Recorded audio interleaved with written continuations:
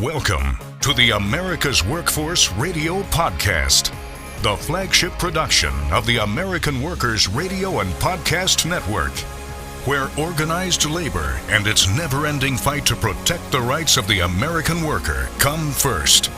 Now, presented by LiUNA, Laborers International Union of North America. Here's your host, Ed Flash Ferenc. 900 steelworkers to be laid off in West Virginia. Why? Well, we can blame the International Trade Commission. We'll explain. And today on the show, the latest from the American Legion and the Alliance for Retired Americans. Welcome to the Friday, February 16th edition of America's Workforce, where we are available on at least 5 platforms. That includes Apple Podcasts, Google Podcasts, iHeartRadio, Spotify, and Pandora. We have 2 guests on the show today. We're going to start things off with a longtime contributor. That would be Jeff Stoffer. He joined the show back in 2009. So we're looking at, 15 years of contributions to America's workforce. Legion.org for complete updates. And this is the time of the month where we preview the next month's edition, and that would be March. And March is Women's History Month. And they've got 2 articles in the March edition. One is titled For Gallantry in Action, Meet the Women Who Earned the Silver Star. Now, the Silver Star, mind you, is the nation's 3rd highest award for valor in combat. And this story starts off with Sergeant Lee Ann Hester. And we're going back to March of 2005 at the height of the war in Iraq. And at the time, the Pentagon policy forbade women from serving in units whose primary mission was to engage in direct combat. She was assigned to the National Guard's 617th Military Police, and they were protecting supply routes in and out of Baghdad. And then all of a sudden, on a Sunday morning, about 3 miles east of the city, Hester and her team were surrounded and fired on by dozens of insurgents.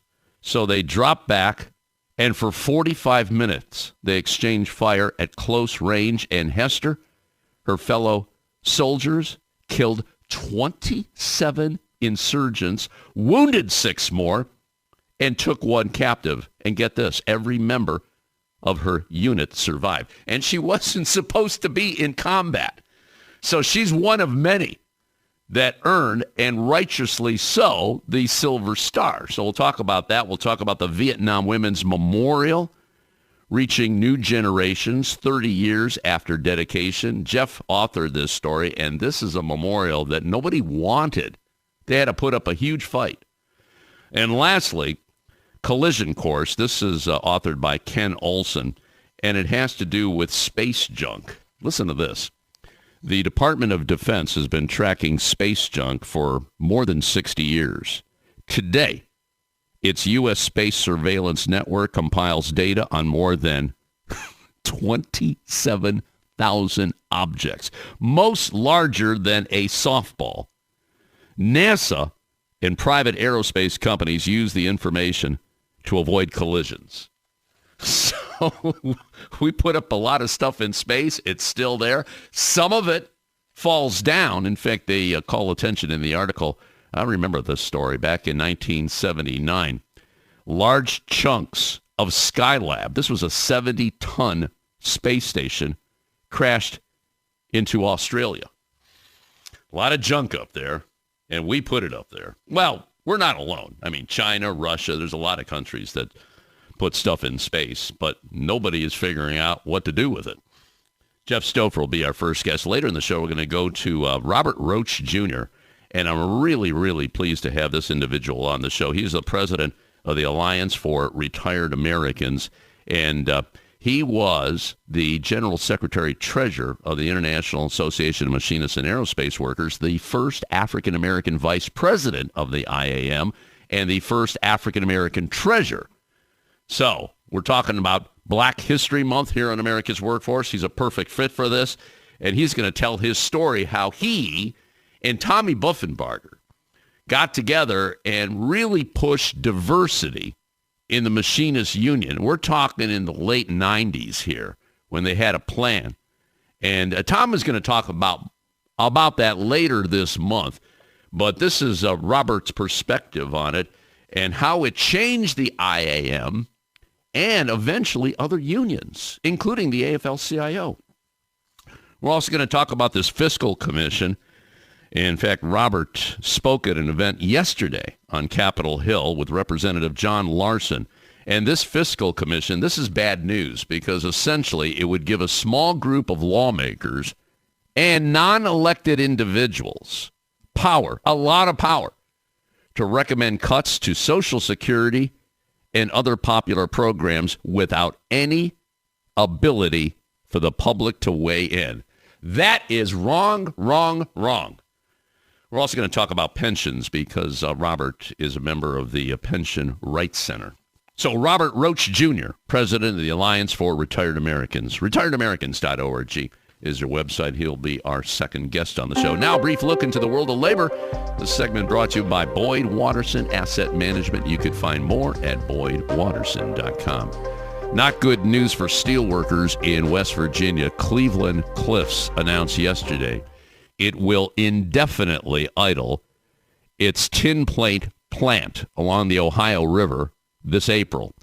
The closing means about 900 employees will either be laid off or relocated to other Cliffs plants. In a press release, Cliffs said the decision to idle the plant in Weirton, West Virginia, across the Ohio River from Steubenville, is a direct result of the U.S. International Trade Commission rejecting new tariffs on tin products from Canada, China, Germany, and South Korea. Now, tin plate is commonly used to make food cans and beverage cans. Cleveland-Cliffs, along with the United Steelworkers and support from Ohio Senators Sherrod Brown and J.D. Vance, were pushing for anti-dumping measures on foreign tin and chromium-coated steel products. Now, dumping, you should know this by listening to this show, but anyway, I'm going to explain it in economic terms, as a form of predatory pricing in which a company sells products in another country at a price that's lower than what it is normally. Cliffs and others argued that other countries were dumping tin plate products in the U.S., creating an unfair playing field. Well, the U.S. International Trade Commission ruled on February 6th that the U.S. industry was not being harmed by imports of tin from other countries. This was despite the fact that the U.S. Department of Commerce determining that the products were being sold in the U.S. at less than fair market value. Cleveland-Cliffs said approximately 900 employees will be affected by the closing. The company said workers will be given opportunities to relocate to other Cliffs facilities, or they'll be given severance packages. Sad story there. Sad story there. And one more here before we break. Registered nurses at Oroville Hospital in California, Oroville, California, held an informational picket yesterday protesting chronic short staffing conditions that jeopardize patient care and lead to high turnover and the loss of experienced nurses. This was all arranged by the California Nurses Association, which is part of National Nurses United. Last year, management at the hospital closed services and reorganized departments within the hospital. This has resulted in short staffing across many units, including case management. Delays in discharging patients have a ripple effect across the hospital, creating delays in patient care. That comment from C. Vang, a registered nurse in the case management unit. She went on to say, when a patient is waiting to be discharged from the hospital, that means we can't move a patient who is waiting in the emergency department for that bed to be available. Nurses say they recognize the hospital has invested in building a new tower, but they say staffing issues are critical and need to be addressed immediately. All right, we're going to take a quick break. When we come back, Jeff Stoffer on behalf of the American Legion. This is America's Workforce. More shows available at awfradio.com. It takes LiUNA to build North America's infrastructure. From roads and bridges to schools and skyscrapers, the men and women of LiUNA, the Laborers International Union of North America, build the projects we depend on. From constructing the Freedom Tower on the site of the former World Trade Center to untangling Washington, D.C.'s congested interstate, LiUNA members do the work that matters. Find out what it takes to be built by LiUNA at liuna.org. That's liuna.org. The Ironworkers Great Lakes District Council, consisting of 8 ironworker local unions in West Virginia, Pennsylvania, Ohio, and Michigan. We build the skylines and bridges along the Great Lakes. With more work than ever before, the Great Lakes District Council is actively searching out the next great ironworker, whether it's building the next Intel plant or constructing a bridge to safely connect our great cities along the lake. So join the Ironworkers Great Lakes District Council today. Find out how and learn more about the council by visiting iwdistrictcouncil.com. America's Workforce is brought to you in part by the Communication Workers of America. You can find more at cwa-union.org. America's Workforce is sponsored in part by Boyd Watterson Asset Management, LLC. Find out more about our investment solutions tailored to meet the needs of Taft-Hartley funds at boydwatterson.com. America's Workforce is brought to you in part by the International Federation of Professional and Technical Engineers. You can find more at ifpte.org. A great union requires a reliable election system. Survey and Ballot Systems is a trusted election partner with more than 30 years of expertise in managing union elections. By partnering with SBS, your union can ensure it gets an auditable process and a high level of customer service. SBS is here to help you conduct your union vote securely, transparently, and with trust building always in mind. Visit surveyandballotsystems.com to learn more. America's Workforce is brought to you in part by the International Brotherhood of Teamsters, where you can find more at teamster.org. Now, back to America's Workforce. Here's Ed Flash Ferenc. And remember, you can check us out on Facebook or follow us on X, formerly known as Twitter. That would be AWF Union Podcast. By the way, this next segment brought to you in part by Blue Cross and Blue Shield's National Labor Office. Blue Cross and Blue Shield companies formed out of a need to provide affordable health care to teachers, to loggers, and miners. Well, in 1965, the Blues developed the National Labor Office to strengthen its commitment to organized labor. And today, Blue Cross and Blue Shield's National Labor Office remains focused on America's workers, advocating for affordable and equitable health care, partnering with strategic alliances to provide industry-leading products and services, and proudly serving more than 18 million unionized workers, retirees, and their families. Working hard for America's working families, for the health of America. You can learn more by following them at Blue Labor on LinkedIn and X, formerly known as Twitter. All right, let's go to line number 1. And joining us from Indianapolis today is Mr. Jeffrey Stoffer. And it's Indianapolis because that's where the American Legion is based. Legion.org for complete updates. And Jeff is here to talk about the March issue, March being Women's History Month. You're always ahead of the game. I like that, Jeff. And you've got some really, really good stories here. So welcome back to the show. Let's start off with women who have received the Silver Star. Go ahead, my brother. Thanks, Flash. It's great to be with you again.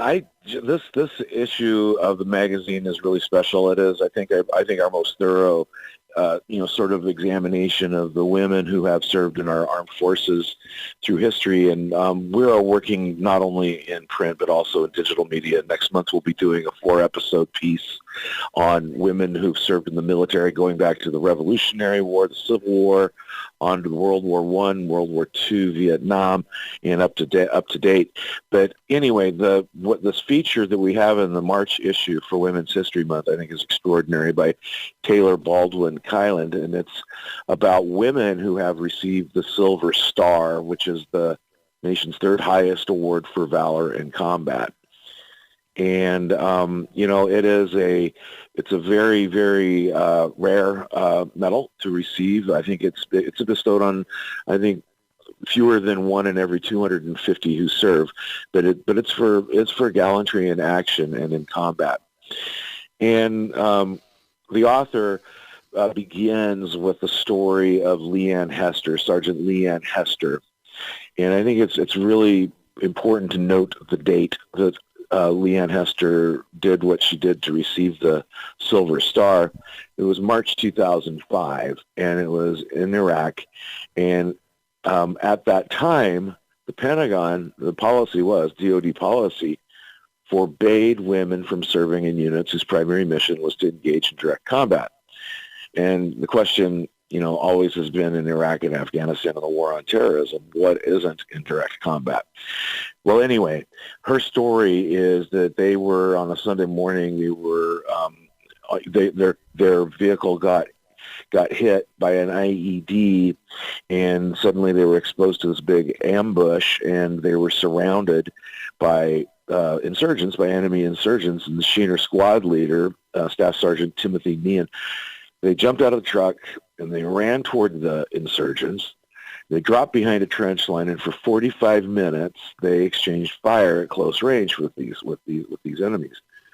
And Hester and her little group, they were outnumbered, but they basically eliminated 27 insurgent enemy combatants. They wounded 6 more, and they took 1 prisoner, and every member of her unit survived. And it was quite a feat at that time at a time in 2005 when women were not even expected or supposed to be in combat. Her actions that day got her the Silver Star, received, but it was kind of a thing, because it was basically her actions were conducted in a way that was kind of in contradiction to DOD policy at the time.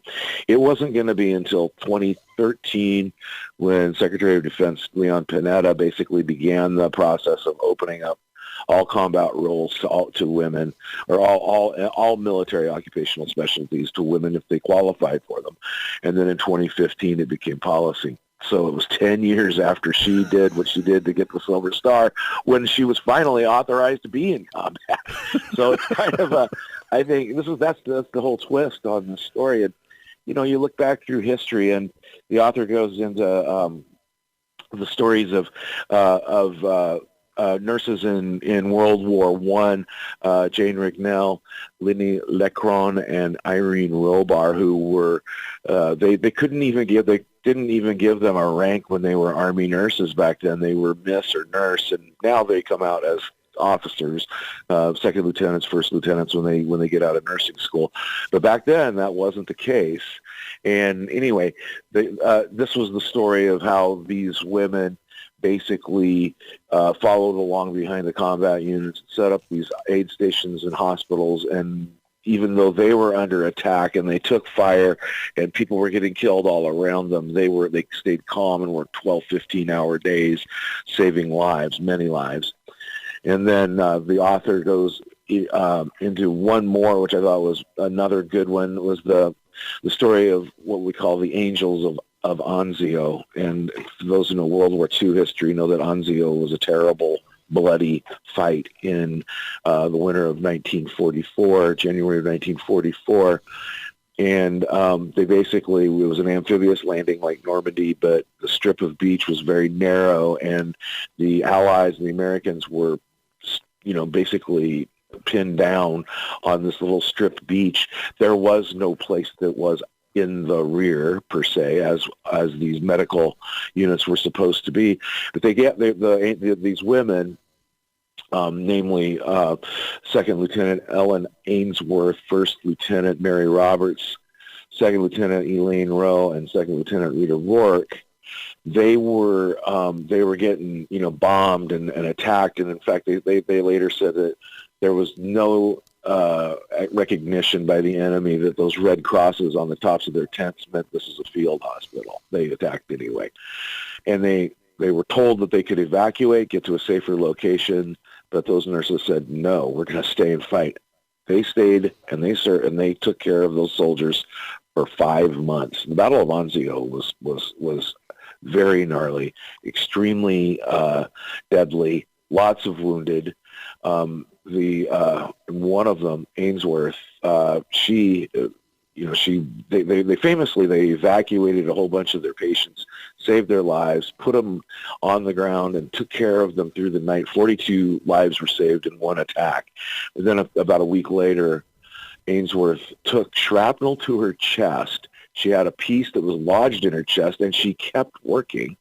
And finally, she got so drained in blood was out of her. She died from those wounds 6 days later. She's buried in Italy for the Sicily Rome American Cemetery, and she got her Silver Star posthumously. Then the other Silver Star that the author goes into, and there are others, but was Private First Class Monica Lynn Brown. She was a combat medic with 4th Squadron 73rd Cavalry Regiment, 82nd Airborne Division. And again, it was 2007 when she was on a combat patrol, when her convoy got hit by an IED.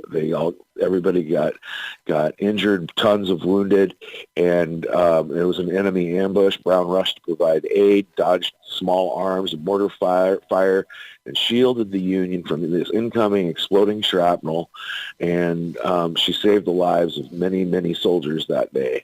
And when Vice President Cheney pinned the Silver Star on her, she was actually, right after she got the Silver Star, she was pulled from the field a few days after the attack because women were not supposed to be allowed to participate in combat. She had already. I mean, this is the twist on the whole story: is all of these acts of valor and courage through history that women have performed, going back to the Revolution, really, when women had to literally dress as men and disguise themselves in order to fight, and the Civil War, of course, and then as things went along. But by and large, they weren't allowed to fight or serve their country, but they still did, and very many of them served with great gallantry and valor. And that's the story of the Silver Star, which is an interesting medal. That it's the third highest, like I said, and that's awarded in the military for combat performance. And it's one that has some really great stories in it. And there's some good history here that's included in the article. The estimated number of Silver Star medals awarded, this goes from World War I. It started in 1918. To today is somewhere between 100,000 and 150,000. And when you figure more than 30 million American men and women served in uniform over the past century, the Silver Star is a rare award bestowed on fewer than 1 in every 250 service members. It's a great article. I got to salute the author here, Taylor Baldwin Kyland. And Taylor's a former Navy officer and member of American Legion Post 24 in Alexandria, Virginia. And Taylor's also the co-author of Unwavering, The Wives Who Fought to Ensure No Man is Left Behind.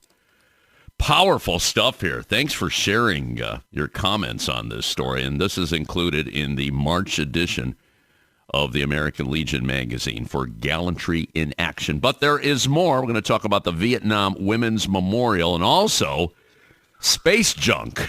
It's all part of our segment with Jeff Stoffer of the American Legion. Later in the show, we're going to check in with Robert Roach Jr., retired from the Machinists and now with the Alliance for Retired Americans. Back in a few minutes. You're listening to America's Workforce. This is America's Workforce. It takes LiUNA to power North America with affordable energy. The men and women of LiUNA, the Laborers International Union of North America, have the skills needed to build and maintain oil, natural gas, nuclear, solar, and wind projects that are shaping America's energy future. From new energy tech to retrofitted facilities, LiUNA members do it all. Find out what it takes to be powered by LiUNA at LiUNA.org. That's LiUNA.org. America's Workforce appreciates our sponsor, the Columbus Central Ohio Building and Construction Trades Council, who represents more than 18,000 workers from 19 affiliated local unions and district councils. Are you an experienced mechanical insulator looking to take your career to the next level? Insulators Local 50 in Central Ohio has steady work for a number of years. Insulators Local 50 offers a total wage and benefits package that can't be beat. It's not just the competitive wages. Local 50 also provides medical, vision, and dental insurance with no paycheck deductions for you and your family. Don't miss out on the chance to secure your future. Join us at Insulators Local 50.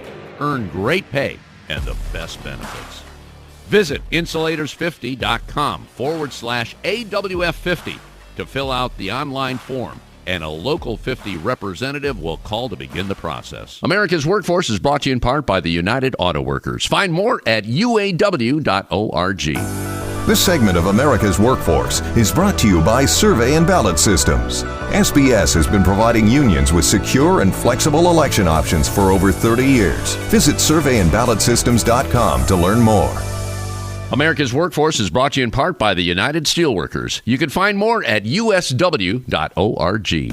Now, back to Ed Flash Ferenc with America's Workforce. And remember, you can check us out on at least 5 platforms. That includes Apple Podcasts, Google Podcasts, iHeartRadio, Spotify, and Pandora. And when you get an opportunity, here's what you do. Just sign up and receive our shows on a regular basis and give us a rating. We always appreciate those 5-star ratings, so please keep them coming. By the way, this next segment brought to you in part by the Ohio Federation of Teachers, oh.aft.org. Melissa Cropper will be joining us on behalf of the OFT next Tuesday, the day after President's Day. All right, let's go back to our live line, rejoin Jeff Stoffer on behalf of the American Legion, talking about the March edition. March is Women's History Month. You got another story here. Your legacy lives in us, and this is about the Vietnam Women's Memorial. Talk to me about this one, Jeff. Well, this year was the 30th anniversary of the dedication of the Vietnam Women's Memorial on the National Mall. And just to kind of background it a little bit, this came about when combat nurse Diane Carlson Evans, who we've had such a close relationship with in the American Legion. She's a member and she's a dear friend of us and our organization. And she was at the when the wall was dedicated in 82. She began the process of thinking there ought to be something specific for the women who served in Vietnam, which there was 10,000 who served in Vietnam, and about 265,000 women who served during the Vietnam War at various duty stations and different MOSs. Anyway, the battle to get that women's memorial onto the National Mall took 10 years. There was so much opposition and criticism and, absolute ridicule and about women. Why would women deserve a place on the National Mall among these statues and memorials? And it's it's a National Park Service memorial that is in a highly coveted spot, and you can't imagine the number of hoops they have to jump through to get a memorial placed on the National Mall. But Diane began the 10-year process and, had stout support from the American Legion every step of the way.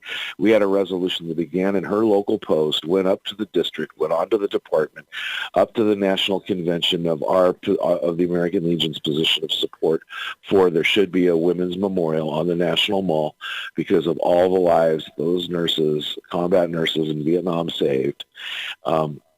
It's, immense. She often says that wall would be about 6 feet taller if it weren't for these nurses who served in Vietnam. Anyway, 30 years later, after all the controversy that went into this thing, and it was a big issue, it was on national broadcast television, the battle to get women recognized on the mall. She put it this way: she was the guest speaker at Veterans Day at the National Mall right in front of the big wall this year on November 11th, and she quoted, I love this quote. She said, "Mahatma Gandhi said, first they ignore you, they did, then they laugh at you, they did, then they fight you, they did, then you win. That's our 10-year story. We won." They did. They spent 10 years fighting to get this in there. And now ceremonies were the Friday and the Saturday around Veterans Day weekend, and there were so many active duty and young women military personnel and veterans, women veterans who weren't even born when this thing was dedicated, let alone during the Vietnam War, who said that memorial has been an inspiration to them, and it told them that they could serve whatever role the military would want them to serve in. And Diane said that she thought that this memorial had a bigger meaning too, and it sort of triggered an evolution in the way we look at women in military service and getting gender-specific treatment at VA medical facilities, and getting proper treatment and examination and understanding research into PTSD among women. Just a variety of things that are gender-centered that literally came about after this memorial was installed. So it was kind of it's not just a statue in a park for the birds to land on. It is a symbol of what women in the military mean to the United States and what they have always meant to the United States. And so it's a great moment that we in the American Legion, I think, are very proud of, and that's that we had a big hand in supporting that memorial going up there on the National Mall. And here we are 30 years after its dedication, and all the controversies, the critics and the opponents, they've faded away, and that memorial is still standing and inspiring new generations. It's amazing what you have to go through to do the right thing. And this is definitely the right thing. There's a really good picture where this article is in the American Legion magazine, and you reference Veterans Day, last Veterans Day, 2023. And there's a photo of Diane placing flowers at the memorial. And there's a quote from the sculptor, Glenna Goodacre. Yeah. Glenna said that my hands can shape the clay which might touch the hearts and heal the wounds of those who served. Fills me with humility and deep satisfaction. I can only hope that future generations who view the sculpture will stand in tribute to these women who served during the Vietnam era. Powerful stuff, powerful stuff. All right, one more here. Collision Course. We're switching gears here. This is by Ken Olson, another one of my favorite writers. And this involves too much junk in space. All right. Jeff, it's all yours. What's going on here? I'm getting kind of worried. Houston, we've got a problem. Yes, big time. It is. It's a mess above our atmosphere. And I think that this is getting to be kind of an issue more and more, and we hear about it more and more. I think I saw a piece even on 60 Minutes not too long ago about, that seems to be that we've got all of these objects floating around in space, and the thing about it is eventually, at some times, they come down to Earth and they land. I mean, Ken mentions the fact that in 2020, all of a sudden this village in Ivory Coast, a 39-foot metal pipe smashed into a home. Well, what was it? Well, it was part of an 18-ton Chinese space rocket that re-entered the atmosphere and scattered debris all over West Africa. No one was hurt in that, but it's probably not going to be too long before someone does get hurt when little things, even if they're the size of a quarter, it's still, quote, one of the sources in his story says it's still big enough to hurt you when it hits you at 17,000 miles per hour. Oh yeah. Yeah. This is the thing about it is that was brought up is some of these metrics that there are right now. The U.S. Space Surveillance Network is compiling data on more than 27,000 objects that are floating around in our atmosphere or above our atmosphere, most of which are larger than a softball. And the Department of Defense has been tracking it for about 60 years, and everybody knows it's a problem, and it's an increasing problem because we keep sending more things into space. But we don't go up and clean up the ones that are no longer in use. And there are Ken brings up that there are 3,300 or so dead satellites up there that are just floating around like corpses, and they are not only are they just kind of are they harmless? Well, maybe if they don't get hit by some other thing that has also got debris, like something the size of a penny hits a thing like that, it can have an effect. It can scatter more parts and little parts and stuff like that. And the problem is, every nation that has anything to do with space knows this is a problem, knows it's a problem for our planet, and yet no one is really doing much about it or knows what to do about it. They've got some research activities going on it, but the point that Ken brings up is that to clean up all of these 20 million pounds of space junk all above our Earth, it's going to cost a lot of money. And the question is who's going to pay for that? Is it the commercial enterprises that put up the satellites that we enjoy for all of our amenities like GPS and satellite television and satellite, phone signals and, but again, we talk about that. If we've got space junk and things and it becomes a big problem, and it becomes such a dysfunctional problem that those services are bogged down. I think back to where we were when the microchips came short. We lose our satellites. Satellites are very much like microchips today.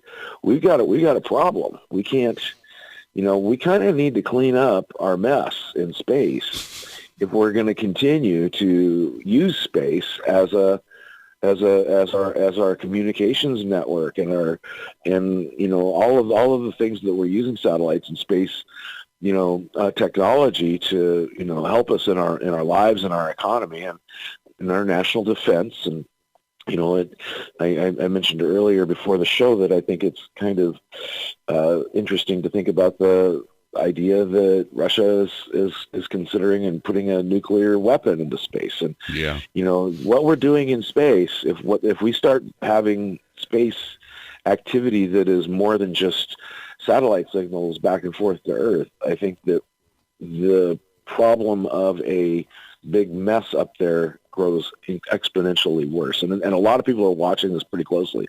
But again, very little has been done. Yeah, and the timing is incredible. You mentioned the story about the Russians putting nukes in space. They're saying that's to knock down other satellites, which is going to create more junk if that's the case. But, there's many, Jeff, there's many that are of the opinion we ruin the planet, we as human beings. Now it appears we're ruining the whole universe.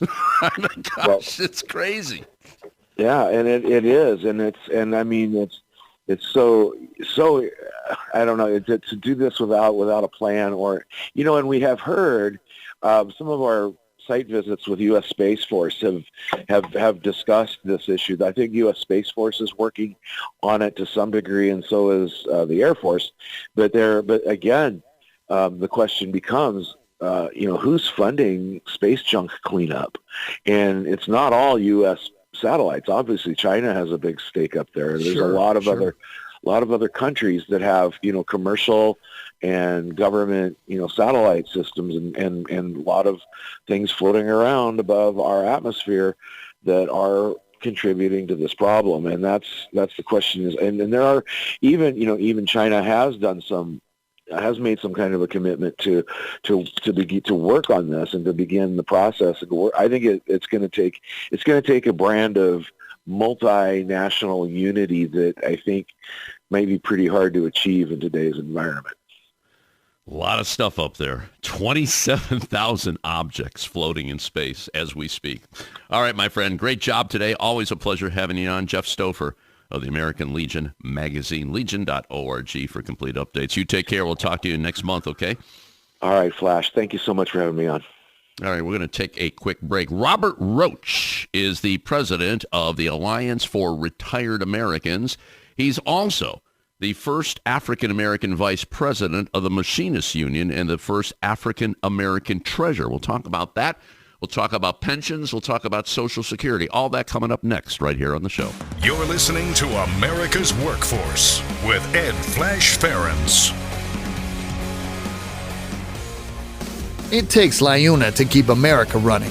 Over 70,000 public employees are part of LiUNA, the Laborers International Union of North America, delivering critical services such as healthcare and emergency response, as well as maintaining roads and sanitation systems. Even the National Postal Mail Handlers Union, representing over 47,000 U.S. postal workers, is affiliated with LiUNA.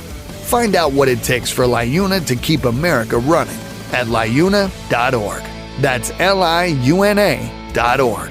The Alliance for American Manufacturing is a nonprofit, nonpartisan partnership formed back in 2007 by some of America's leading manufacturers and the United Steelworkers. Their mission is simple: strengthen American manufacturing and create new private sector jobs through smart public policies. Key word there is smart. We need to be smarter than ever in today's highly competitive world. The Alliance for American Manufacturing believes that an innovative and growing manufacturing base is vital to America's economic and national security, as well as providing good jobs for future generations.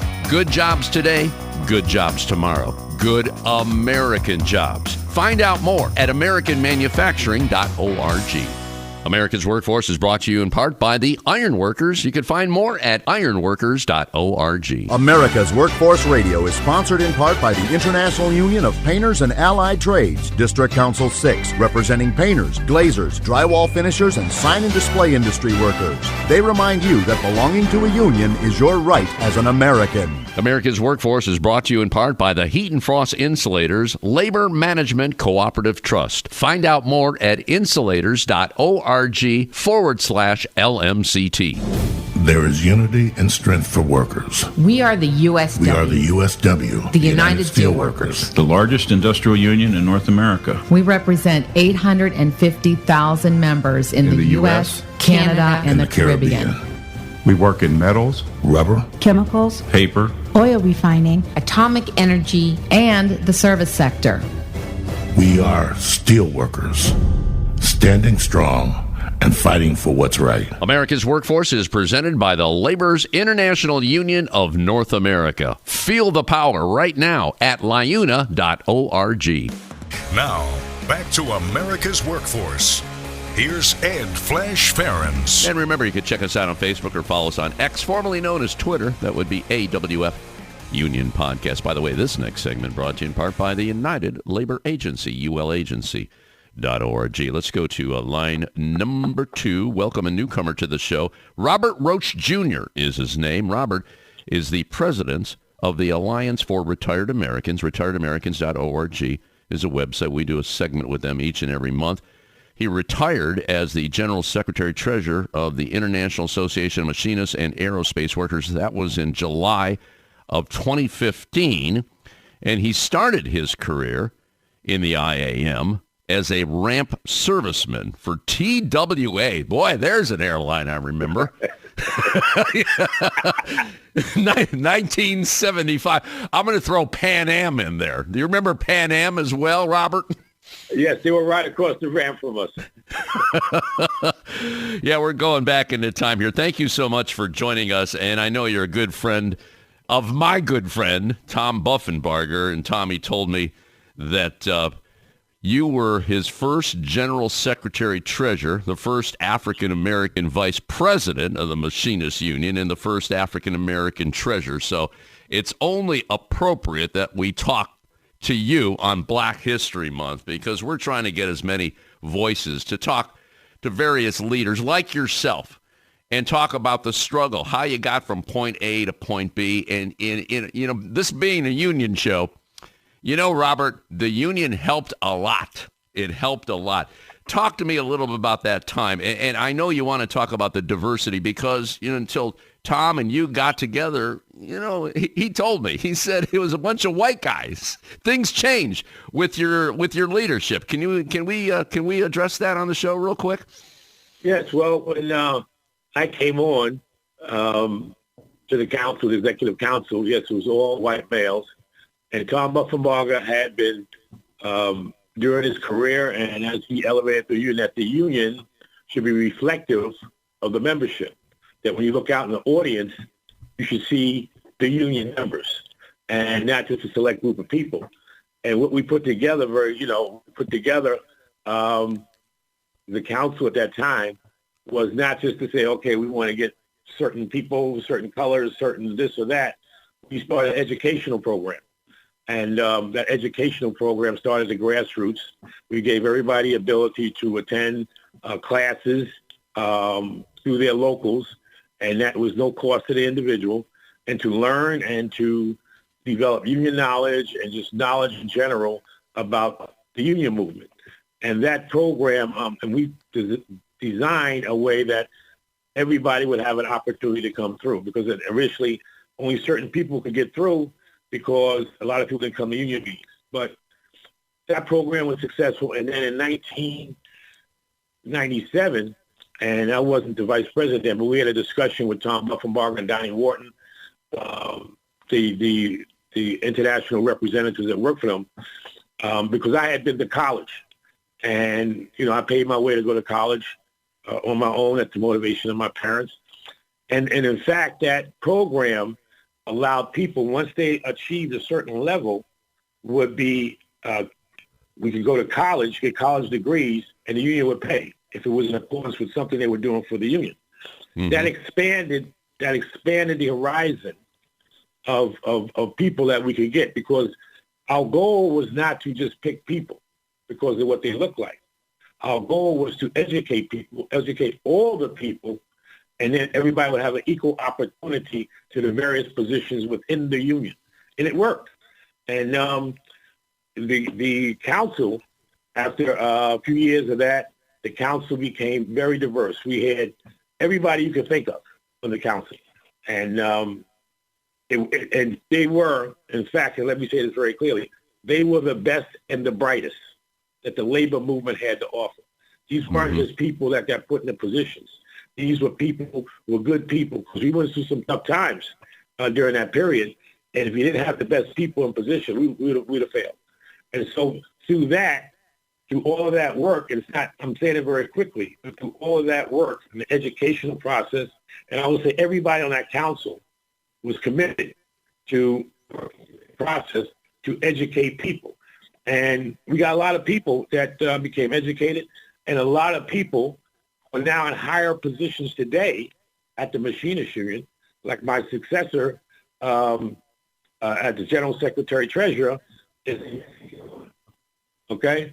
And so we had lots of people that came, wanted to be involved, got involved, got a fair opportunity, and we have a mirage of people. We just have everybody, and it worked. And Robert, what's great about this, what happened at the IAM spread to other unions and eventually to the AFL-CIO. And you look at today, you got Fred Redmond, Secretary-Treasurer, African-American, and Liz Schuler, the first female to lead the AFL-CIO. That's what we want. We want to look like the members, and that's exactly what's happening. So congratulations on what you were able to accomplish with Tom so many years ago. That was a game changer. That was a game changer, and much needed, I might add. All right, let's switch gears here, if you don't mind. I want to talk about your role at the Alliance, and we appreciate everything you do over there. A lot of people on Social Security, they're scratching their heads, are wondering, gee, I hope this continues here, because we're hearing some word out of Washington about this fiscal commission, and I know that you spoke at it recently. Why don't you explain what's at play right here, Robert? Well, what's at play is that a certain group of congressmen want to get together, a small group of congressmen want to get together and fashion a proposal on Social Security, and then bring it to the floor, and then it's be an up and down vote. And you won't even really get a chance you don't get a chance to debate it. It's not public. It's not transparent. And we believe that by doing this, they intend to cut benefits of Social Security and Medicare. And this is just not acceptable. It is something they talk about it. They talk about fixing it, and they just waste time. Anybody that votes against the senior citizens of this country is going to not be in office too long. But they want to do this in private rather than to have a public debate, have people come and testify. It'll be a little closed group, and nobody will know what they're talking about. And then it hits the floor. And then the floor of Congress for a vote. And our concern is that at certain points like we're coming up on March 1st, which is, the fiscal, we always want through this fiscal crisis, and that it might get stuck into a deal back door. And we're trying to avoid that. And so, yes, we did have a news conference yesterday with Congressman Larson, who's out of Connecticut, who's a champion on this issue, on all Social Security issues.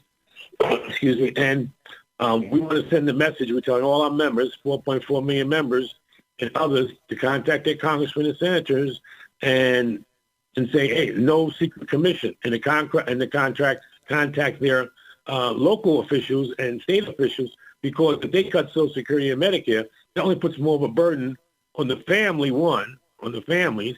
and on the cities and states. They got to take care of these people. So we're sending that message. So with this debt crisis, as they call it, what they want to do is balance it on the back of seniors. Isn't that kind of what we're seeing here? Is that right? That's right. Yes, absolutely. Amazing. And that's unacceptable on any level. We should point out that the Alliance for Retired Americans is an activist organization. Those of you listening, you got to get on board with this. Go to retiredamericans.org. We cannot let this happen. Also, you can follow them on X, formerly known as Twitter, Active Retirees. Keyword is active. One more here, pensions. And I know, this goes back to, you got a history here. You were involved in the bankruptcy proceedings for a number of airlines when the Machinists Union was able to protect defined benefit plans. And I remember all the airlines going bankrupt one after another. And I see that you're also a board member of the Pension Rights Center. How are we looking here with the pensions in America right now? Thankfully, we had the rescue plan, which saved a lot of the plans. But in your opinion, I mean, I know you got a good pension plan with the Machinists Union. So let's start right there. Well, my pension plan with TWA don't look too good. Very small, and lots of my friends don't have the blessing of another pension plan. And so I go back to pensions since Carl Icahn, bankruptcy. But what the legislation was fantastic. It saved not only the multi-employers, different types of plans, the multi-employer plans. If that segment, which is majority Teamsters, if that pension plan was allowed to go under, that would have affected the entire pension landscape, because everybody would follow. If you follow from IBM, I'll say this quickly, when IBM started this decades ago, and it just snowballed, and companies go into bankruptcy. But thanks to that legislation, there's a signal that's been sent, hands off pension. The problem is that we don't have a lot of companies going into pension plans, and we don't have a lot of union members, the percentage of union members, to keep fighting for this, because the 401k is not going to sustain you. And we're looking at a future of poverty and, for the American worker. And so we're trying to continue that fight, continue to fight for pensions, to organize people, join a union, get a pension plan, excuse me. And but that fight is ongoing. It's been going for decades, because they're always trying to find a way. Now, we were able to, at the Machinists Union, protect but no other airline group other than the Machinists, pensions were protected. They all got terminated and in the bankruptcy court. But we found a way to having the National Pension Fund that we could move these people, instead of 401k, into a defined benefit pension plan, with a lot of help from a lot of people, a lot of politicians, a lot of professionals. Everybody wanted to get on board, because this would have been devastating to 50,000 of our members and their families. And we were able to get it done, but it's an ongoing fight. And we do a pension symposium once a year to update people with government, with professionals and members and leaders, to keep them aware and focused on the fact that if we want pensions, we got to continually be in that fight. You got it. Robert Roach Jr., president of the Alliance for Retired Americans, also retired from the International Association of Machinists and Aerospace Workers. It was a pleasure and an honor talking to you, sir. You take care, and I'll leave you with these words. Keep up the fight, brother, okay? Thank you, and we will. All right, that'll be it for another edition of America's Workforce. Coming up on Monday, President's Day, we hear from the presidents of two unions, the American Federation of Government Employees and the iron workers. Until then, all of you have a safe and wonderful weekend. That concludes another episode of the America's Workforce Radio Podcast. Thanks for listening, and be sure to subscribe so you never miss a show. America's Workforce is a production of Labor Tools and BMA Media Group. Find out more information online at labortools.com.